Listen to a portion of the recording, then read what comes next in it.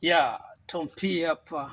Mi ni msanii wa nyimbo za Injili, natokea Coast Malindi kwa Kilifi County. Mi ni msanii wa nyimbo za Injili, mi ni mwana hip hop gospel rapper. Ya natokea Coast, lakini Coast ya Kenya, au sio? So napatikana hii maeneo, naenda kanisa la Mijomboni Maximum Miracle Center. Babangu wa kiroho akiwa ni Pastor Joseph.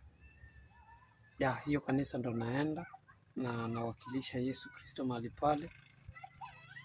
Ya mi nimeokoka na nafanya kazi zote mbili, nafanya nyimbo, nafanya huduma ya uimbaji, nafanya huduma pia ya uombezi, nafanya huduma pia ya kufundisha neno.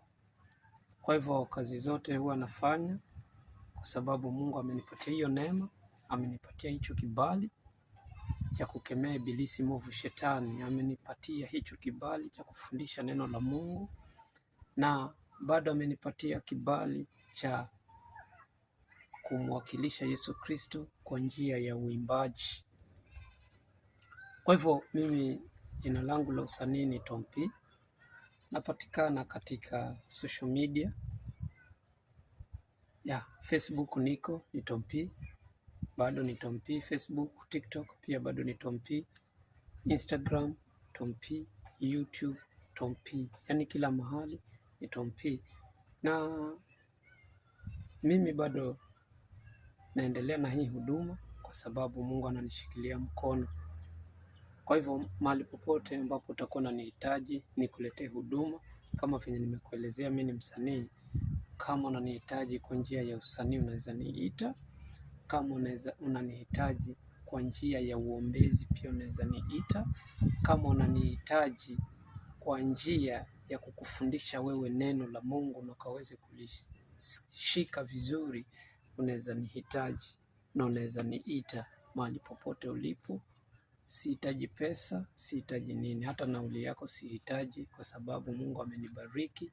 Nitatumia nauli yangu, wewe hata usishtuke na usishangae eti huyu nitampata kwa njia gani.